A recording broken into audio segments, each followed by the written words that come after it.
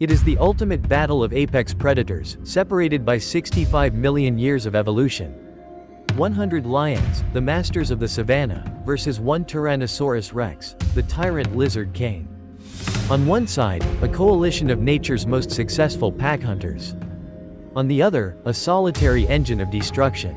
To analyze this hypothetical clash, we must strip away the barriers of time and place them in a neutral arena. A vast, sun-scorched plain, where there is nowhere to run and nowhere to hide. The stage is set for a confrontation between strategy and scale, between numbers and raw, prehistoric power. Let's first consider the challengers, 100 African lions. This isn't just a random assortment, it's a super pride, a mix of powerful, battle-hardened males and agile, strategic lionesses. An adult male lion weighs up to 500 pounds, a force of muscle and aggression. The lionesses, slightly smaller, bring speed and superior coordination to the hunt. Combined, the pride represents a staggering 20 tons of predatory fury. Their primary weapons are sharp, retractable claws for gripping and tearing, and jaws that deliver a bite force of around 650 psi, enough to crush the windpipe of a Cape buffalo. Their greatest strength is their intelligence and coordination. They are masters of the ambush, flanking maneuvers, and relentless group attacks that wear down prey far larger than themselves.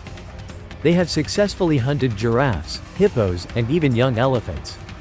They are, in their world, the undisputed kings. Now, meet the champion, 1 adult Tyrannosaurus rex. The statistics are difficult to comprehend. The creature stands nearly 13 feet tall at the hips and measures 40 feet from snout to tail. It weighs between 7 and 9 tons, as much as 40 lions combined. Its legs are pillars of muscle, capable of carrying its immense bulk across the Cretaceous landscape. Its primary weapon is its head, a 4-foot-long skull designed for one purpose: catastrophic destruction. Inside its massive jaws are 60 serrated, banana-sized teeth. These aren't just for slicing, they are for shattering bone. Scientific analysis places the T-Rex's bite force at an estimated 8,000 to 12,000 psi. It doesn't T-bite, it pulverizes. A single chomp could shear a car in half. Its hide is another critical factor. While we don't know for certain, it was likely incredibly thick and tough, possibly embedded with bony studs called osteoderms, creating a natural coat of armor. Finally, its senses were sharp. It had excellent binocular vision for judging distance and a powerful sense of smell. This was not a scavenger, it was a predator at the absolute peak of its food chain. The battle begins with a standoff. The 100 lions spread out, forming a semi-circle around the towering reptile. Their instincts scream that this is wrong. Nothing in their genetic memory has prepared them for a creature of this scale. The T-Rex stands motionless at first, its massive head swiveling slowly, its bright yellow eye fixing on the swarm of smaller predators. It releases a roar. Not a feline roar, but a deep, resonant boom that vibrates through the ground, an infrasonic wave of pure intimidation. Several lions flinch and back away, but the pride's collective courage holds. The first wave, likely a dozen of the pride's bravest males, surges forward. Their target is the most logical one, the legs. They charge, aiming to leap, bite, and claw at the dinosaur's massive thighs. The T-Rex's response is immediate and brutally efficient. It doesn't need to be fast or agile in the way a lion is. It simply needs to move. It lifts one of its massive, 3-toed feet and brings it down. The impact is like a small explosion of dust and red mist. 2 lions simply cease to exist, crushed into the earth under thousands of pounds of pressure. Another lion, leaping towards a thigh, is met with a casual swing of the T-Rex's tail.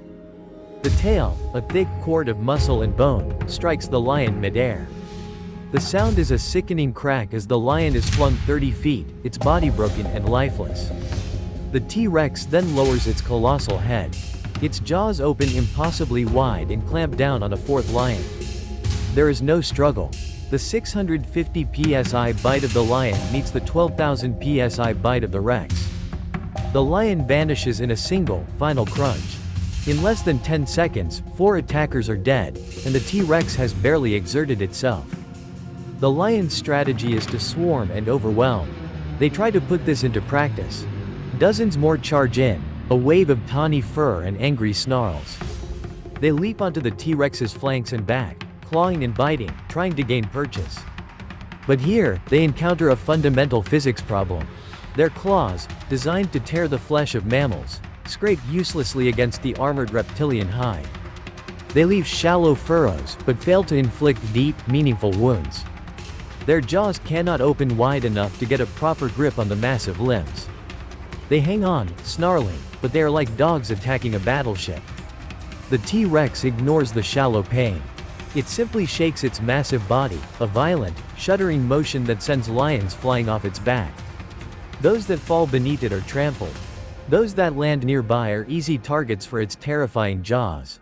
The battle becomes a grim war of attrition that the lions cannot win. For every dozen lions that attack, several are killed instantly by a stomp, a tail swipe, or a bite. The remaining few inflict only superficial damage before being thrown off or retreating. The ground is littered with the dead and dying. 20 lions are gone. Then 30. Then 40. The pride's numerical advantage is evaporating against a wall of biological supremacy. The T-Rex is not a buffalo that can be exhausted and bled out. Its sheer mass means it would take thousands of claw and tooth marks to cause significant blood loss. The lions lack the tools to deliver a decisive blow. They can't reach its throat. They can't sever a tendon in its leg. They can't crack its skull. Every strategy in their evolutionary playbook is rendered obsolete. The end comes not when the last lion falls, but when the pride's collective will is broken. Nature's predators are programmed for survival. They will fight fiercely, but they will not engage in a suicidal assault for no gain. With nearly half their number annihilated and the great beast showing no signs of slowing, instinct takes over. The attack falters. The lions on the periphery begin to back away, their aggression replaced by a primal fear. A few more are picked off as the retreat begins. Soon, the remaining members of the pride scatter, abandoning the field of battle to the victor. The Tyrannosaurus Rex stands alone, its hide slick with the blood of its foes, but fundamentally unharmed. It lets out another booming roar, a declaration of dominance across 65 million years. The conclusion is inescapable. In a fight between 100 lions and a single T-Rex, the victor is the T-Rex. And it isn't even close.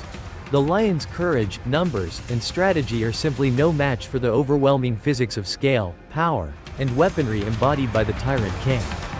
It is a brutal reminder that in nature, there are weight classes for a reason.